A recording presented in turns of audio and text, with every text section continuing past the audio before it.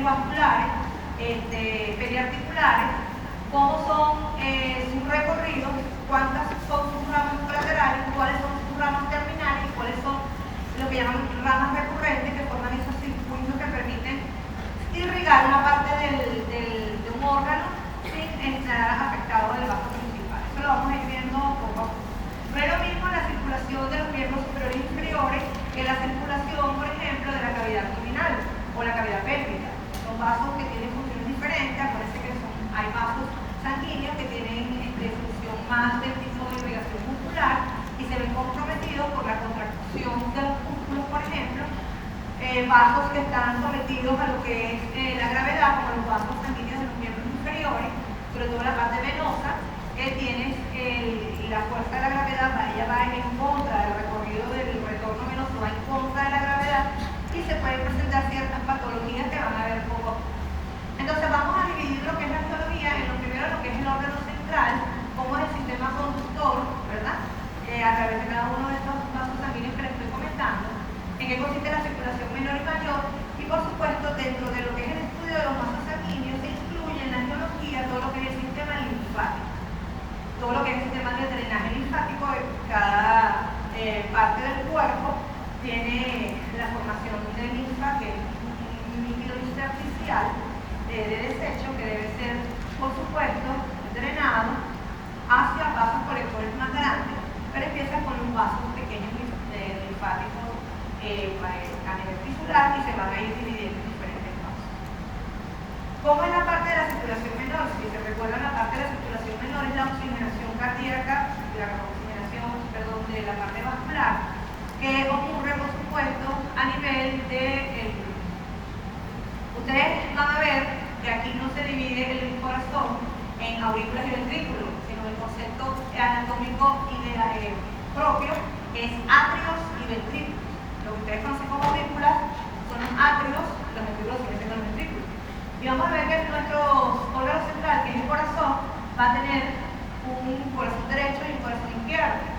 El corazón derecho corresponde a lo que es el atrio derecho y el ventrículo derecho. El atrio derecho es el que va a recibir toda esa sangre desoxigenada que viene de todo la economía del cuerpo, todo lo que viene de los miembros inferiores, todo lo que viene de los miembros superiores, todo lo que viene de cabeza y cuello, a través del sistema venoso de la vena cava superior e inferior. Y ellos van a desembocar en nuestro atrio derecho. Esa sangre desoxigenada va a pasar a lo que es el ventrículo derecho. Y el ventrículo derecho, que maneja más presión que volumen, va a inyectar esa sangre a través de lo que llamamos nosotros, ¿verdad?, las arterias pulmonares. Estas arterias pulmonares van a llevar sangre desoxigenada, es decir, tienen características de calibre de una arteria en cuanto a todo lo que es elástica, y eso lo van a ver en histología, la íntima del vaso arterial, pero lleva sangre desoxigenada, porque su función es que a través de la circulación menor, esa sangre llegue a nivel pulmonar y sea oxigenada a nivel alveolar. Cuando llega la sangre a nivel pulmonar, ¿verdad?, a través de todo lo que son las arterias pulmonares, ellas se van a ir dividiendo depende de los lóbulos pulmonares, y cuando ocurre la oxigenación a nivel del lóbulo pulmonar, del lóbulo pulmonar, va a poder venir ya la sangre oxigenada.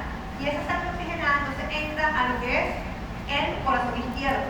Es decir, el corazón derecho maneja sangre desoxigenada, el corazón izquierdo maneja ya la sangre oxigenada.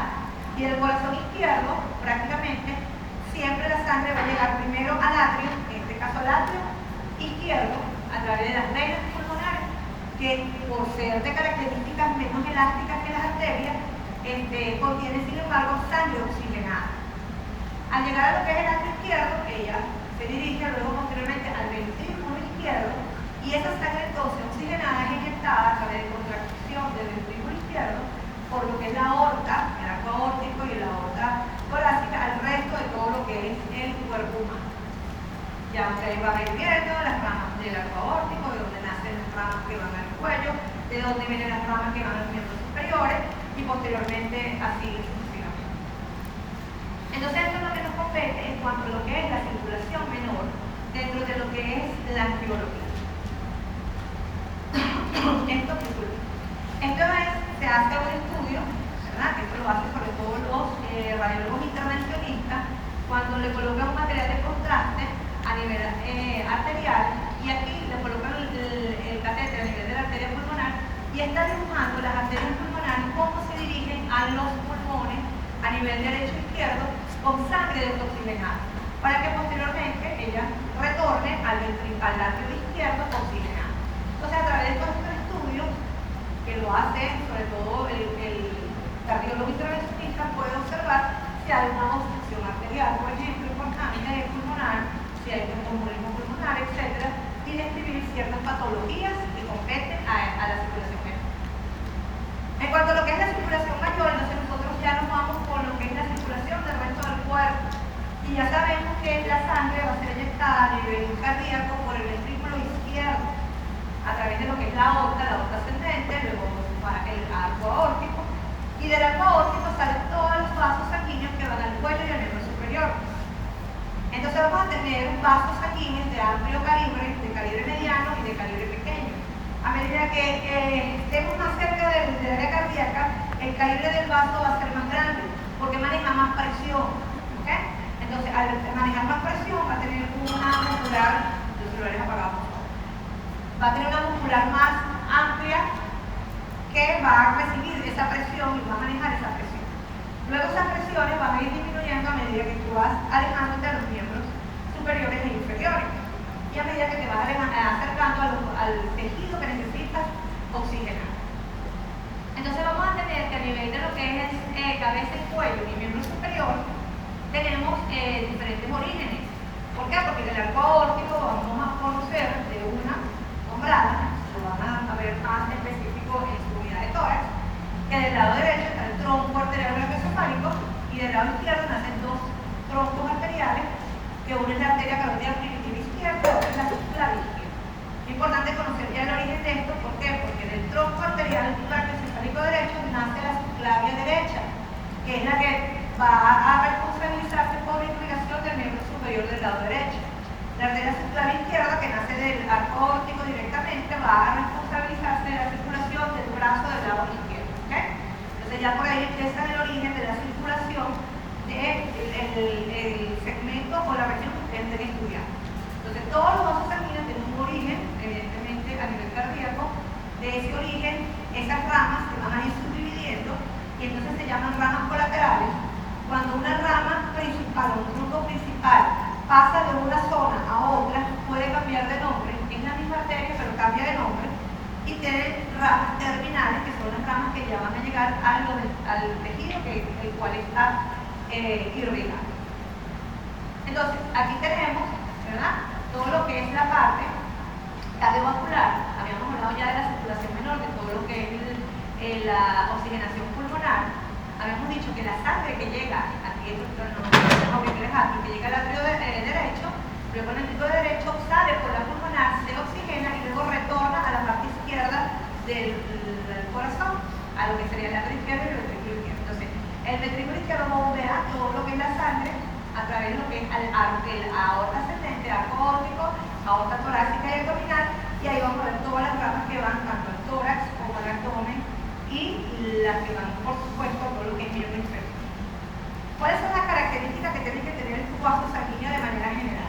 Vamos a manejar vasos sanguíneos que tienen al sistema de alta presión, como les nombré anteriormente, y sistemas que tienen baja presión. Los sistemas de alta presión de los vasos sanguíneos son los arteriales. Las arterias con mayor calibre van a estar cerca del corazón, van a manejar la presión con el cual el ventrículo izquierdo eyecta la sangre y la cual va a manejar, que va a recibir esa primera contracción y mayor presión, y a medida que se va dividiendo en lo que son vasos sanguíneos de medianos, pequeños calibres, hasta llegar a los tejidos, se dividen entonces en los capilares sanguíneos.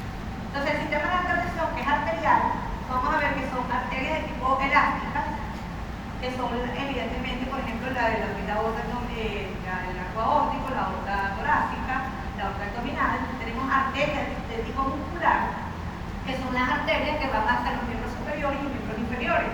Son arterias que dependen mucho de la contractilidad muscular a veces para su irrigación. Vamos a ver que las características, que lo vemos mejor en histología, de las características de los vasos sanguíneos arteriales, que van a contener una membrana elástica interna, una túnica media, que es una capa muscular de músculo liso, y la adventicia, que es el que rodea al vaso sanguíneo. Esos vasos sanguíneos, a medida que se acercan a lo que yo les dije, a la parte tisular, entonces van a ser capilares sanguíneos que se van a acercar a lo que son las vénulas, que son el sistema de baja presión, para después enviar ese tejido que metaboliza la parte oxigenada, vuelva al sistema venoso como sangre desoxigenada. Entonces el sistema venoso es un sistema que maneja baja presión, entonces no necesita una pared o una íntima más gruesa como la arterial, sino van a ver que son sistemas de venas de pequeña y mediana calibre. Unas van a tener sistema valvular.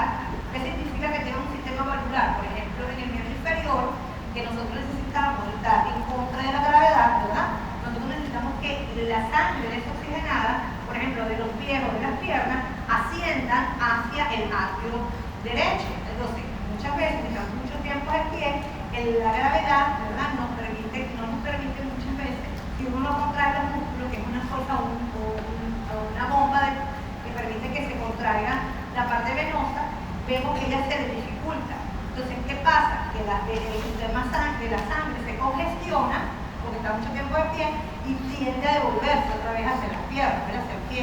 Pero existe el sistema valvular, y ese sistema valvular, si está perfecto, si no está lesionado, no deja que el sistema venoso se devuelva, sino que más bien siga ascendiendo a donde debería de ascender.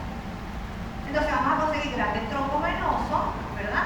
Vamos a ver que el sistema venoso a nivel abdominal, van a ver que está también dividido en un sistema venoso principal que recibe la sangre desoxigenada, y hay un sistema venoso que nosotros lo tenemos como un sistema venoso especializado, que va a ser el sistema portal, que ustedes lo van a ver cuando vean abdomen. El sistema venoso portal recibe la sangre que viene de todo lo que es el intestino delgado, el intestino grueso, que procede del duodeno páncreas, ¿verdad? Y que tiene que dirigirse al hígado para que sea metabolizado. Y posteriormente en el hígado vamos a conseguir unas venas que van a hacer lo que es la vena hepática para el atrio del lado derecho. Entonces hay varios sistemas venosos que hay que discutir. Un sistema venoso superficial, en lo que es miembro superior e inferior, y un sistema venoso profundo. Entonces ustedes saben que el sistema venoso superficial es cuando ustedes estén justamente prefacial, antes de la fascia, las venas. Cuando ustedes hacen contracción, por ejemplo, oprimen un brazo, ustedes saben que el retorno venoso, ¿verdad?, no puede pasar, se dilata, y ahí es donde pueden hacer la toma de la muestra venosa. Ustedes saben, por ejemplo, que en los miembros inferiores, cuando el sistema valvular se daña, entonces son personas que tienen dilatación venosa superficial, entonces son las varices que ustedes observan en estos pacientes, por ejemplo, por falla del sistema valvular. Entonces, cada uno de estos sistemas, tanto venoso superficial, profundo, como el especializado, que es el sistema portal, que lo vamos a ver en el abdomen, va a ser descrito en cada unidad. Aquí vemos una foto del cadáver. Entonces, este es cuello, ¿okay? Este es la tiroides, este es cuello, este es tórax, ¿okay? Y vemos esto que está acá, ¿verdad? Entonces, podemos observar esto que se ve como un tubo más rígido, ¿sí? Y esto que se ve como algo más elástico o más colapsable, como si fuera más delgado. Este es un sistema arterial, este es el sistema venoso, ¿okay? Entonces, las características de la arteria y de la vena en el cadáver, por supuesto, in vivo, es diferente. El sistema venoso son completamente colapsables, las paredes se colapsan, son delgadas, mientras que el sistema arterial es un sistema más tubular rígido, dependiendo de la cantidad de tejido muscular que lo rodea y del tejido elástico. En este caso del cuello, aquí no tenemos el corazón, pero aquí vemos la parte venosa brachiocefálica, el tronco venoso brachiocefálico derecho y izquierdo. Cuando ustedes seccionan la parte venosa, vemos estos tubos arteriales. Estos tubos arteriales son ramas de la aorta, de las aórticas, y vemos un tubo común que da dos ramas también, mientras que aquí vemos un solo tubo.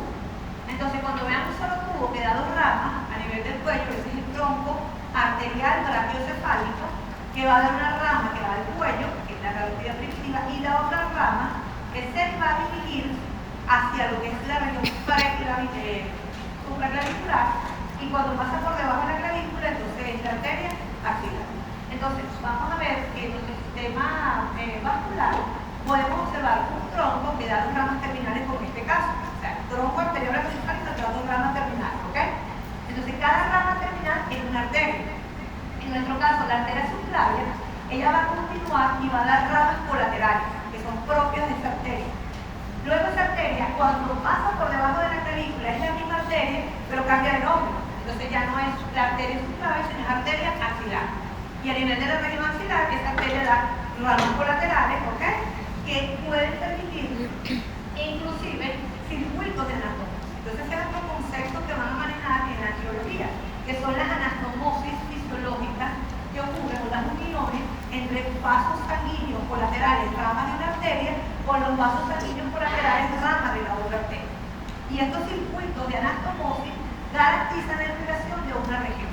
Entonces, por ejemplo, aquí tenemos nuestra arteria subclavia, ella va a dar unas ramas que se van a dirigir a la región escapular, como la supraescapular o la dorsal de la escápula, ¿verdad? Esas ramas que van a ser la región posterior de la escápula se van a unir con unas ramas de la región axilar, ramas de la región axilar. Entonces, ¿qué ramas de la arteria axilar se van a comunicar? Pues la circunferencia subescapular, yo estoy nombrando, ¿no? La circunferencia subescapular, que se va hacia la posterior de la escápula y se une con estas ramas supraescapular y dorsal de la escápula y forman el circuito de anastomosis. Lo que me interesa es que sepan lo del circuito de anastomosis. ¿Okay? Entonces, esa región tiene una irrigación doble por dos arterias, porque es el mismo tronco, pero que se llama diferente. Ramas de una arteria que es la subclavia y ramas de la otra que es la axilar. Eso es lo que así es como ustedes van a ir relacionando en cada clase, en cada unidad que vayan estudiando, en cómo es la irrigación, de dónde es la arteria, cuáles son sus ramas, cuáles son las terminales y con cuál se unen esas ramas, ¿ok? Eso es lo que necesitamos. No me interesa que si pasa 2 milímetros del tubérculo y está acompañado a 5 kilómetros, sino simplemente cuáles son las ramas, cómo se comunican. Si yo le sigo una rama, cómo le puede llegar sangre a ese segmento o a esa región, a través de qué otras ramas, por ejemplo. ¿Ok?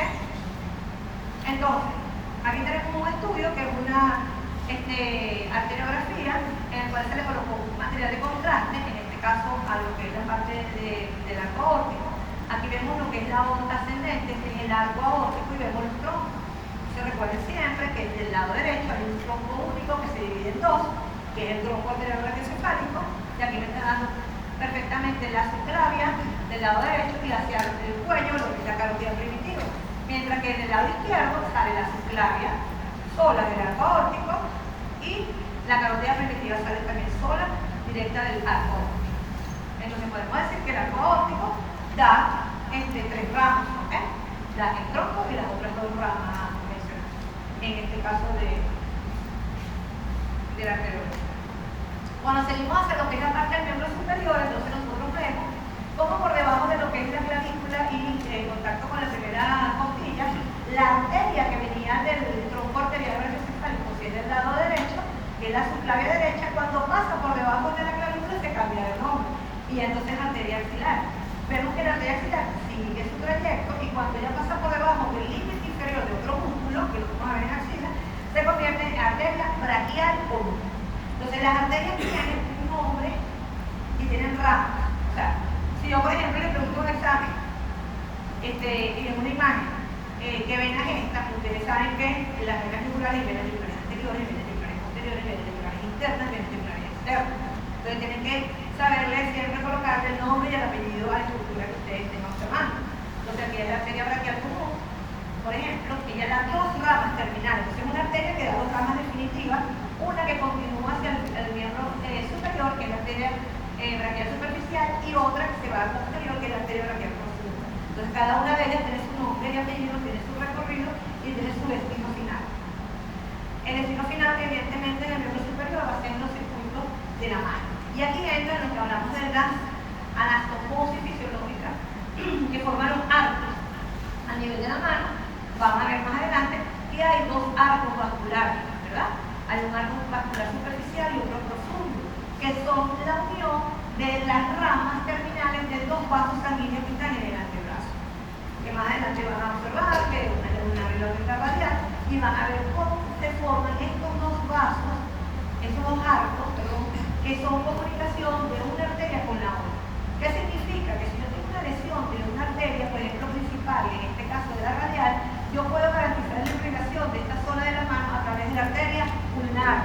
ella está dando el arte de dar ramas para garantizar también la irrigación. ¿Ok? Entonces, estos son ejemplos que se pueden utilizar y que a nivel del estudio de radiología lo pueden ver. Aquí están las características del sistema venoso.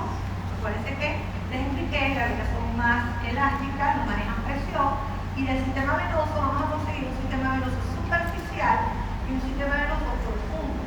Entonces, el sistema venoso superficial es un sistema venoso prefacial. Cuando ustedes vean todo lo que es la parte muscular, ustedes deben de analizar, discutir que los planos de los miembros superiores se llaman compartimientos, ¿ok?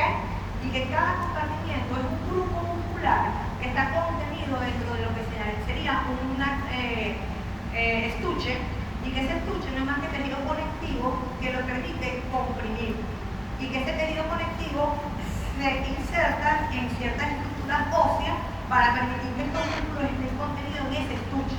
Esto se llama compartimiento, ¿ok? Y esos compartimientos van a tener una fascia, y ese tejido que es como un epoplasma que cubre el músculo, ¿ok? Entonces esa fascia, todo lo que esté superficial a la fascia es prefacial, ¿ok?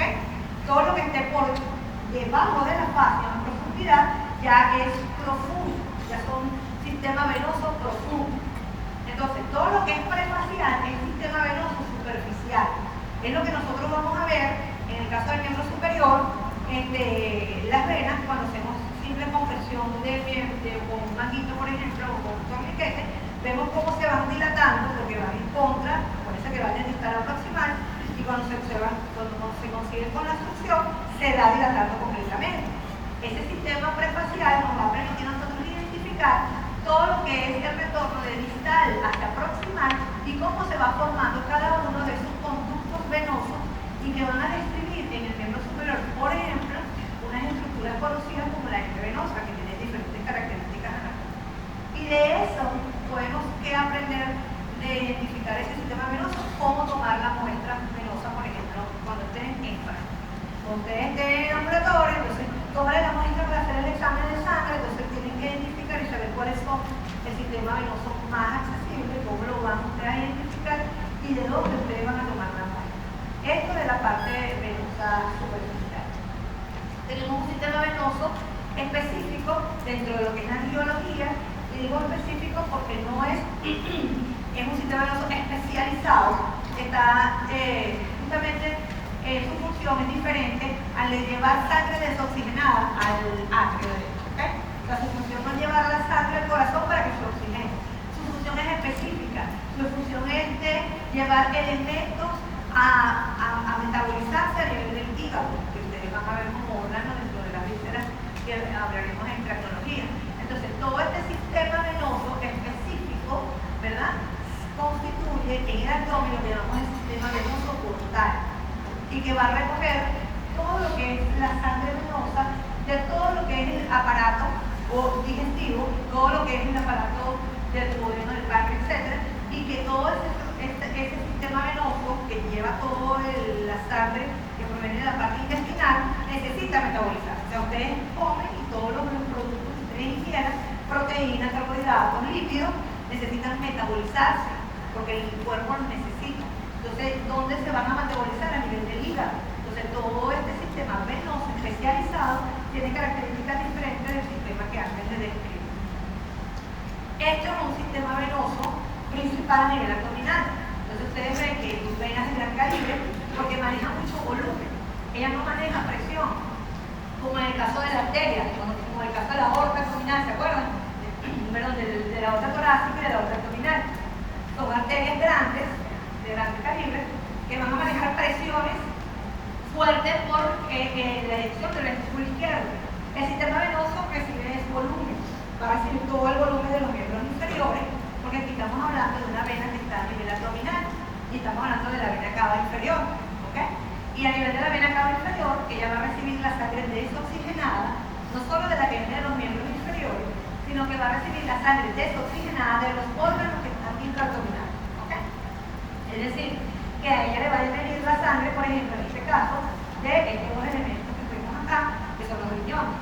Entonces, a través de la vena renal llega la sangre desoxigenada a la vena cava inferior, la cual va a llegar al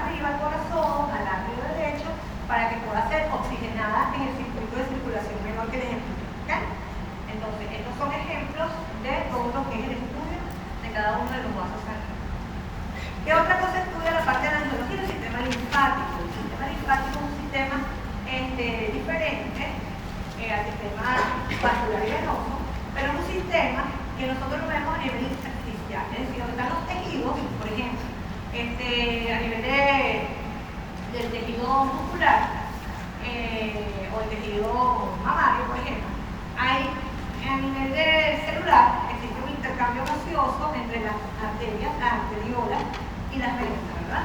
Y hay una cantidad de líquido que no pasa de las arterias a las venas, sino que cae en ese intersticio, en ese tejido perivascular, ¿ok?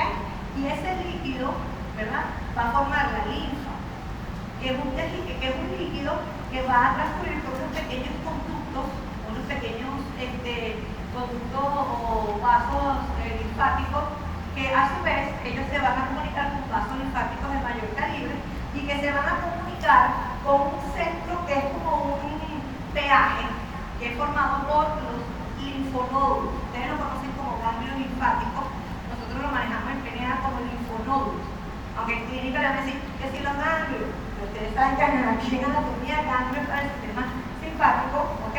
Y linfonódulos es para el sistema linfático. Entonces, todos estos linfonódulos le va a llegar esa comunicación de ese líquido linfático.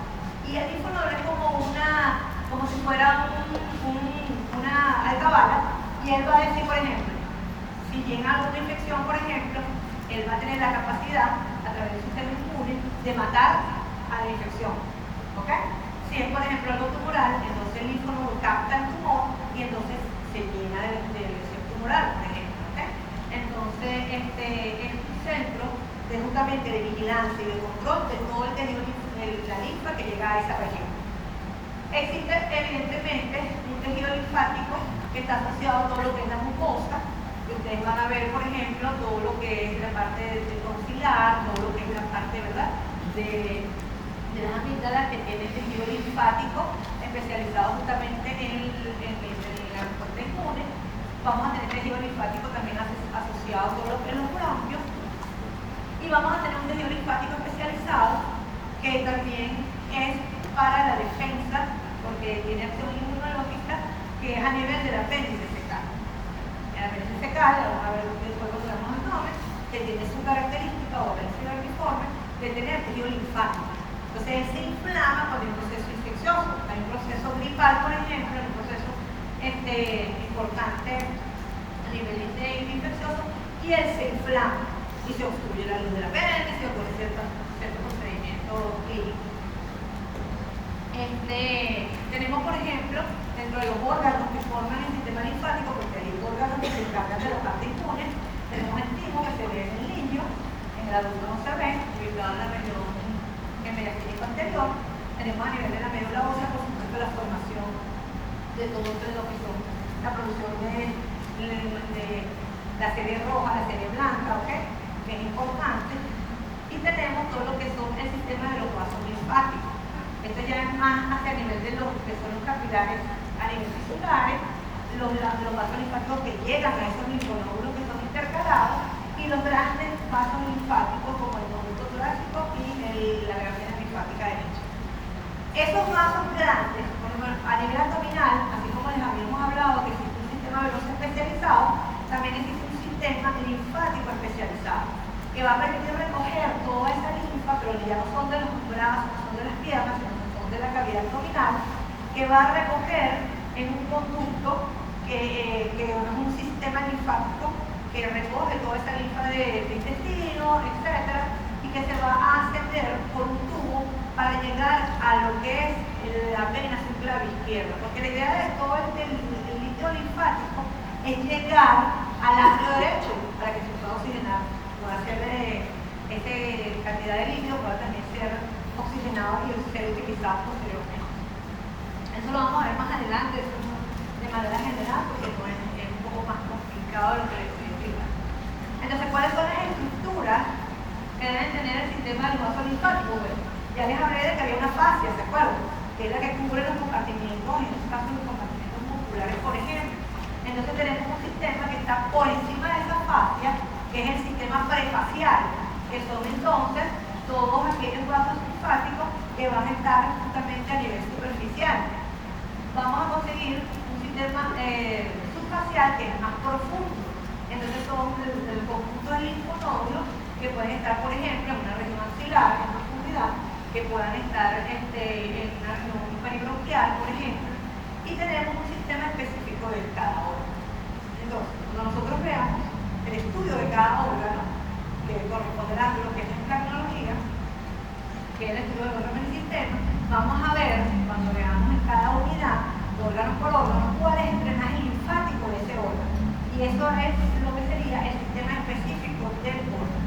No es lo mismo el drenaje linfático, por ejemplo, del estómago, con el drenaje linfático del colon derecho, ¿ok? O es lo mismo el drenaje linfático del pulmón del lado derecho, ¿ok? O del pulmón del lado izquierdo. Entonces, cada órgano va a tener un drenaje específico y de eso, cuando vean posteriormente en clínica, sabrán cuál es la importancia. En cuanto al otro órgano importante, es el RIE, o vaso. Acuérdense que nosotros manejamos PNA, entonces ya no se dice vaso, se dice RIE. Entonces, por supuesto, un órgano hematopoyético, el cual va a tener ciertas funciones con relación a el metabolismo también de la parte del linfático. ¿Qué vemos aquí? Aquí vemos todo lo que yo les expliqué de los linfonódulos. Estos son los linfonódulos que son el sitio que son como si fuera una puerta de escala, como fuera un sitio en el cual van a recibir el conjunto del linfático y ellos van a analizar si ese linfa que llega a ellos es una linfa que es la misma expresión del tejido tisular o hay un proceso infeccioso o un proceso inflamatorio que hace que ellos se alerten y entonces ellos aumentan de tamaño. Entonces vamos a tener un grupo de linfonódulos que son su recorrido va a estar justamente a lo largo del sistema venoso. Ellos están juntos o pegados a todo lo que es el sistema venoso y vamos a ver que ellos se van a clasificar por nombre cuando veamos cada región dependiendo al trayecto del sistema venoso. Si es un drenaje superficial o más profundo y dependiendo del área sabremos cuál es más o menos la cantidad de linfonódulos que pueden haber. Nosotros aquí en la parte axilar, cuando se habla de glándula mamaria, cuando vamos a ver más adelante, vamos a ver cuáles son los subgrupos y cuál es la cantidad de linfonódulos que hay por subgrupos, para nosotros saber posteriormente en procedimientos quirúrgicos qué es lo que debemos sacar o no en caso de ciertas enfermedades, sobre todo tumorales. Este es el caso que más o menos les correlaciono. Aquí, por ejemplo, ejemplo general de la glándula mamaria, hay un sistema linfático superficial, que yo dije que es por encima de lo que es la parte facial, el prefacial. Después se comunica con ductos linfáticos intramamarios y luego se comunica con ductos linfáticos que se dirigen a los grupos de linfonódulos por el área del órgano que estemos analizando. ¿Okay? Les hablé que había dos grandes sistemas específicos del sistema linfático y lo vamos a analizar después. Vamos a conseguir un gran ducto que recibe la linfa de todo el abdomen, la parte izquierda del tórax, que es el conducto torácico, y que esa linfa tiene que llegar evidentemente a lo que es la parte venosa para que pueda llegar al atrio derecho y sea oxigenado. ¿Okay? Entonces, uno de los ejemplos pues, es el conducto torácico. Les mencioné que había linfonódulos propios de cada órgano. Entonces, aquí tenemos, por ejemplo, todo lo que es el estómago y vemos que existen grupos de linfonódulos alrededor del estómago, cerca de los vasos sanguíneos principales, por ejemplo, o los vasos sanguíneos colaterales. Y dependiendo de la localización de una lesión en el órgano, podemos saber qué linfonódulos están afectados. En cuanto a la esclerotología va a ser justamente la ciencia que se va a encargar de estudiar las vísceras y todo lo que son los órganos. Nosotros aquí en la parte del primer año, nosotros no hablamos de órganos por separado, sino tratamos de hablar de todo un sistema. Y aparte del sistema, ¿verdad? Describimos las características propias de cada órgano del sistema. Tenemos que describir no solo, por ejemplo, el sistema digestivo, si es el sistema respiratorio, si es, por ejemplo, el sistema urinario, ¿verdad? Son una serie de órganos que constituyen entre sí una función específica de un sistema. Entonces, si es el sistema digestivo, nosotros empezamos a estudiar por regiones las partes del sistema digestivo. Si hablamos de cabeza y cuello, por ejemplo, les mencionamos todo lo que es la parte del esófago cervical, por ejemplo, si es la del tórax, seguimos con el sistema digestivo a nivel del tórax como el estómago torácico. Y cuando llegamos al abdomen ya les describimos el resto del sistema digestivo. Entonces está constituido por el resto de los órganos o vísceras, como el estómago, lo que es el intestino delgado, grueso, etc. El estudio de la tecnología, para nosotros poder describir los órganos o sistemas, debemos de saber de los órganos cuál es su ubicación, por ejemplo, en qué compartimento están, si es intratorácico, si el órgano es intraabdominal, si el órgano es péndice, por ejemplo. ¿Sí? Debemos de conocer, en cuanto a la tecnología, la ubicación topográfica del órgano. Cuando ustedes veamos esto en abdomen y esas unidades, ustedes pueden extrapolar a través de la evaluación clínica qué órganos pueden estar relacionados al sitio donde ustedes, por ejemplo, un paciente le refiere un dolor. Entonces, lo más común es cuando la persona tiene un dolor en la parte inferior derecha, se llama fosa ilíaca derecha, entonces ustedes extrapolan por una topografía del abdomen qué órganos están en ese nivel, ¿verdad? Y ustedes saben, dependiendo del órgano, por el estudio de su ubicación y de sus relaciones, qué enfermedad puede tener esa persona que presenta un dolor a ese nivel. Entonces, ese estudio de cada uno de los órganos del sistema, de sus relaciones, porque tienen que saber qué hay adelante de ese órgano, qué hay detrás de ese órgano, que está lateral o inferior, y cuál es su irrigación o cuál es su inervación. Ustedes pueden dar diagnósticos clínicos anatómicos por ubicación y por relaciones de los órganos. Esto, por supuesto, es la unidad número 5, no la vamos a hacer más énfasis, hablamos por la primera, pero es lo que se encarga del estudio de la implantología. ¿Sí? A nivel del tórax, entonces, que vamos a estudiar del órgano, por ejemplo, de lo que es el aparato respiratorio, y ustedes entonces nosotros empezamos a tratar de que ustedes entiendan cuál es la función principal de todo lo que es la parte anatómica pulmonar, desde dónde viene la vía respiratoria, desde el nivel del cuello hasta el nivel del tórax, ¿ok? Cuáles son cada una de las segmentaciones, por ejemplo, del pulmón derecho o izquierdo, cómo es ese árbol bronquial, cuáles son las relaciones de cada uno de los pulmones, con qué están ellos en contacto, cómo lo exploran clínicamente. O sea, ustedes van a ver cuando veamos, por ejemplo, el tórax, donde yo puedo ubicar clínicamente a la ocultación ciertos segmentos del pulmón, como yo sé a qué nivel, dependiendo del espacio intercostal, llega el pulmón y empieza la cavidad interpulmonar, por ejemplo, cómo pueden hacer ciertos procedimientos, como por ejemplo ciertos drenajes de la pleura, que es la pleura. Entonces, todo eso va a ser un estudio que va a depender de la unidad, pero en conjunto representa un órgano, un sistema, un órgano aislado como tal, si nos tratamos de darlo de manera que ustedes puedan correlacionarlo sistemáticamente.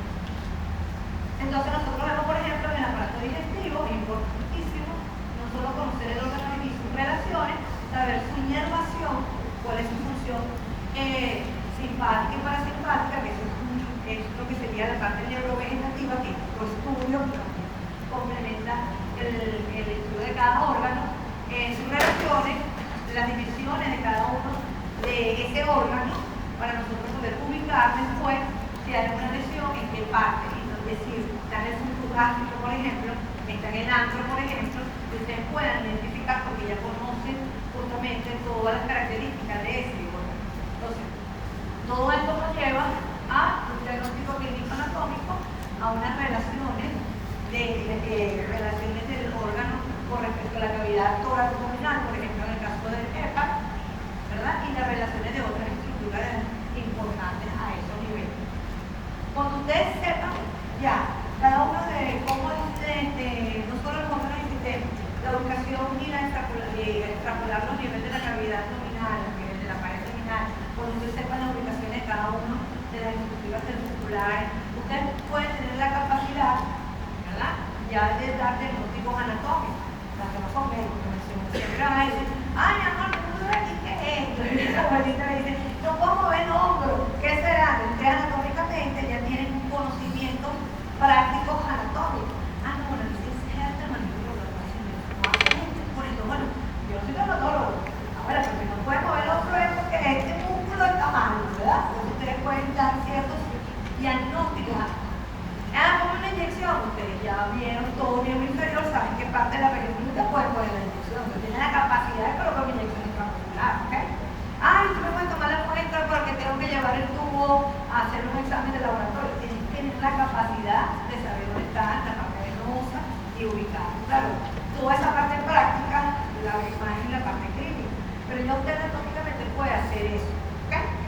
y cuando ustedes estén ya más avanzados, ustedes pueden utilizar todos estos conocimientos para eso. Igual el resto del abdomen, hay una zona que se llama retroperitoneo, etc. Todo esto va a ser el estudio de cada uno de estos órganos y sus relaciones dentro del campo de lo que sería la endocrinología. Otro de los órganos a estudiar y del sistema va a ser el sistema urinario, y en base a eso tenemos que nosotros no solo ver la característica de cada riñón, la ubicación de cada uno, el derecho diferente al izquierdo, ¿verdad? Las relaciones que tienen los riñones derechos son diferentes a las del izquierdo. Tienen que saber, por supuesto, qué elementos están relacionados con cada riñón, todo lo que es la glándula suprarrenal, cuál es la función renal, cuál es la función suprarrenal, cómo es la irrigación, cómo es el drenaje venoso. Tienen que saber cuál es el método, lo que es el aparato excretor renal, hasta dónde llegan los uréteres, entonces cada una de sus relaciones y su terminación a nivel de la vejiga. Todo esto es importante porque siempre van a tener que estudiarlo con un sistema general, pero también estudiar el órgano de la víscera en cuanto a unidad y relaciones individuales. Bueno, en base a todo lo que más o menos les he explicado, de todo lo que deberían de saber en cuanto a conocimientos de la angiología, de lo que es la parte venosa, el drenaje linfático y el estudio de las vísceras, ustedes van a ir unidad por unidad, más o menos, tratando de establecer cada uno de esos elementos. Aquí pueden tener la capacidad, inclusive, de identificar cuando ya terminen toda la unidad anatómica, a través de un estudio imagenológico, dónde están los órganos, ¿ok? Y su relación. Así como se les hace practicar ciertos cortes y se les proyecta y se les dice, mira, este es un corte que ya los deben saber por las prácticas de orientación, cuál es el transversal, cuál es el sagittal, cuál es el coronal. Si yo le doy un corte transversal, por ejemplo, de un brazo, ustedes pueden identificarme qué elementos son anteriores y posteriores en ese brazo. ¿Okay? Inclusive en un estudio imagenológico como una tomografía. Porque ustedes pueden decir, mira, este nivel tengo este músculo aquí, tengo este otro músculo aquí, por aquí pasa el arteria, por aquí pasa esta vena, por aquí pasa este vena. ¿Okay? Entonces, esa es la capacidad que necesitan ustedes aprender de todo lo que es la parte anatómica. No van a ser anatomistas, porque para ser anatomistas es bien difícil, pero yo creo que el único anatomista lo puedo ver, porque es difícil, pero sí necesito que la anatomía la aprendan para su práctica médica, ¿ok? Y las cosas detalladas de cada región la aprenden dependiendo de cada materia que después ver. Esto es todo lo que es el sistema urinario, ver las relaciones entre un riñón y otro, y las relaciones del ureter con ciertos elementos dependiendo del segmento estudiado. Cada una de esas regiones se están estudiando por separado. Tenemos también todo lo que es el sistema genital, entonces el sistema genital femenino, el sistema genital masculino, y de ahí vemos todo lo que es la parte de la pelvis. Evidentemente, vamos a observar no solo la ubicación de cada órgano, sino cómo está constituido cada órgano genital, interno y externo, cuál es la función de cada órgano genital, cuál es la disposición, por ejemplo, de los ovarios, una ovípara o una fructífera, cuál es la posición del útero anatómico, si es en anteroversión o retroflexión. Todo ese estudio se va a ir realizando a medida que vayamos nosotros avanzando en cuanto a cada uno de nuestros niveles. A nivel masculino, entonces la próstata, la uretra masculina, cuántos segmentos hay, cuál es la relación de la próstata, las glándulas seminales, etc. Entonces, como órgano genital masculino.